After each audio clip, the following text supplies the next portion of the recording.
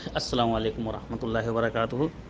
حضرت ابو امامہ باہلی رضی اللہ تعالیٰ عنہ حدیث کے راوی ہیں، کہتے ہیں کہ ان رسول اللہ صلی اللہ علیہ وسلم یقول، کہ نبی کریم صلی اللہ علیہ وسلم نے ارشاد فرمایا، من شر الناس منزلۃ عند اللہ یوم القیامہ عبدا اذهب آخرتہ بدنیا غیرہ، کہ قیامت کے دن اللہ رب العالمین کے نزدیک سب سے برباد اور سب سے برا آدمی وہ ہے، اس آدمی کا مقام و مرتبہ ہوگا جس نے اپنی آخرت دوسرے کی دنیا کے لیے برباد کر دی۔